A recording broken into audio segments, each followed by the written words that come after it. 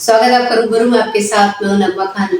आज हम बात करेंगे मीरा भाईंदर शहर के खुशनुमा माहौल की। जिस तरीके से आपको दिखाया जा रहा है कि मीरा भाईंदर में सब कुछ सही चल रहा है, क्या उस तरह से चल रहा है?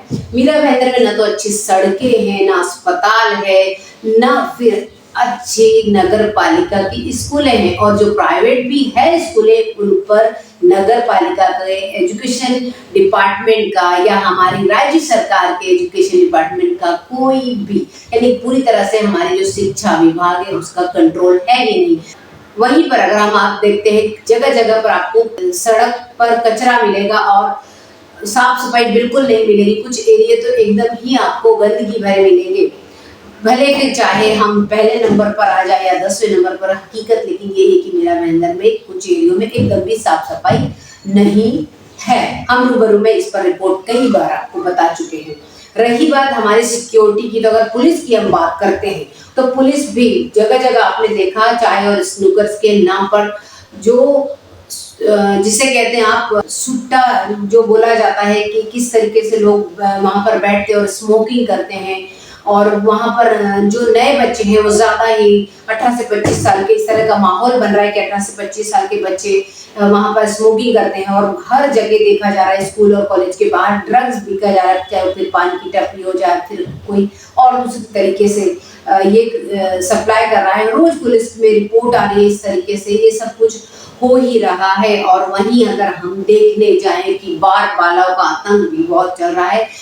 बारों में रोज छापे मारे जा रहे हैं, हर 5वें दिन छापा पुलिस मार रही है, कहीं असली नृत्य को देखते हुए तो कहीं पर वैश्यावृत्ति को देखते हुए। ये सारी चीजें मीरा भाईंदर में हो रही है, और किसी की जमीन इधर कब्जा हो रही है तो किसी की जमीन उधर कब्जा हो रही है। और अगर जो जमीन का मालिक है अगर वो कंप्लेंट पुलिस में करने जाता है तो उसी पर FIR भी हो जाती है। यह मीरा भाईंदर पुलिस का काम ये हो रहा है, ये सच है, इसमें कोई दो पांच राय नहीं है।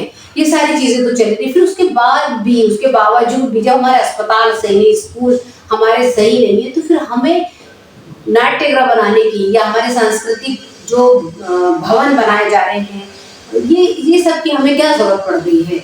क्या हम जो हमारी जो पहले की चीजें हैं, जो हमें जरूरत की चीजें वो सही नहीं हो रही है, तो क्या हमें ये सब बनाना जरूरी था? और अब तो मराठी भवन की भी बात हो रही है, और साथ में अभी नया ये मुद्दा है कि मुस्लिम भवन की भी बात हो रही है। हम सब जानते हैं कि आम जनता को सिर्फ जो उसकी बेसिक जरूरत होती है, चाहे वो पानी हो, फिर चाहे वो आपको सड़क हो, चाहे फिर उसके अस्पताल हो, एजुकेशन हो, इन सब की जरूरत पड़ती है। एक आम इंसान को एक संस्कृति भवन की, नाट्यगृह की क्या जरूरत है? वो उससे कोई लेना देना नहीं है। फिर ये सारी चीजें क्यों हो रही है? क्या नगर पालिका के चुनाव आ रहे हैं इसलिए ये सब कुछ हो रहा है और दिखाने की कोशिश की जा रही है कि अभी तक सब कुछ सही हुआ है, जो कि अभी तक कुछ भी सही नहीं हुआ है।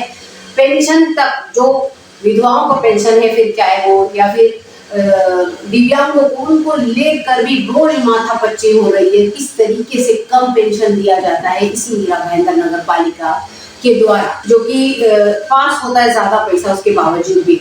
तो इस तरह की चीजें हमारे सामने आ रही है और ये सब कुछ हो रहा है। अभी जो सुर्खियों में जो मीरा भाईंदर की जो हवा है उसमें मुद्दा ज्यादा गरमा रहा है, वो आरक्षण को लेकर। जो एजुकेशन के लिए, जो स्कूलों के लिए जगह दी गई थी, आरक्षण था, उसमें अब ये प्राइवेट को दी जा रही है। इसमें हम ये जानने की कोशिश करते हैं कि आखिर क्या ये क्यों दिया जा रहा है और किस लिए ये, मतलब इस तरीके से बातें क्यों सामने आ रही है, और आरक्षण की जगह है वो दूसरे को क्यों दी जा रही है। आइए नजर डालते हैं इस पर। मीरा भाईंदर नगर पालिका प्रशासन ने ठाणे नगर पालिका की तर्ज पर शहरों में शैक्षिक उद्देश्यों के लिए स्कूलों के आरक्षित खाली भूखंडों को पट्टे पर देने का निर्णय किया है, लेकिन नगर पालिका ने विकास योजना का प्रारूप जारी कर दिया है। इसने पुराने स्कूल आरक्षण को बदल दिया है, इसलिए ऐसा प्रतीत होता है कि मीरा भाईंदर नगर पालिका प्रशासन शैक्षिक भूखंडों को निजी संस्थानों को पट्टे पर देने का निर्णय लेगा।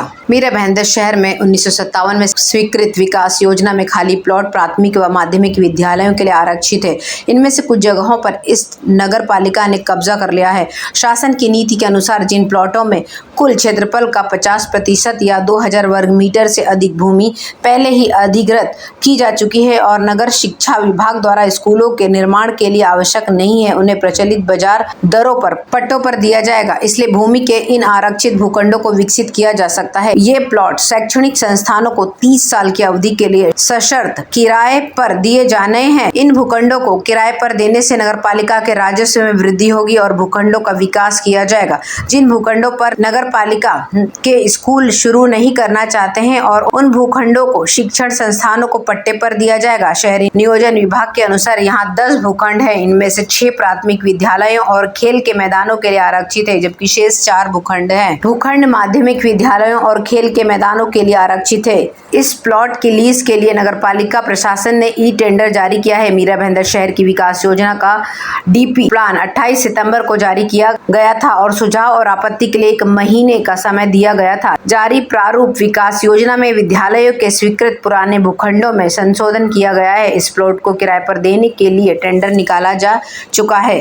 उस भूखंडों में से 7 भूखंडों में परिवर्तन नहीं किया गया है, इसलिए महाराष्ट्र क्षेत्रीय शहरी नियोजन अधिनियम 1966 की धारा और 46 के अनुसार आयुक्त को राजस्व विभाग द्वारा खोई हुई निविदा को रद्द करने के लिए सूचित नहीं किया गया था, जब तक विकास योजना के प्रारूप को अंतिम रूप नहीं दिया जाता। इसलिए कहा जा रहा है कि शहर के स्वीकृत विकास योजना में शैक्षिक योजनाओं के लिए आरक्षित भूखंड आवंटित करने के लिए लीज पर छाया नगरपालिका प्रशासन के निर्णय को पलटा नहीं जाएगा। इस तरह की बातें की जा रही हैं और नगरपालिका ने ये फैसला कर लिया है कि इन सारे भूखंडों को प्राइवेट स्कूलों के लिए लीज पर दिया जाएगा। अगर आपको हमारा ये विषय आज का अच्छा लगा है तो आप हमें कमेंट करके जरूर बताइए और हमारा वीडियो पसंद आता है तो उसे लाइक और शेयर करना ना भूलें। शुक्रिया।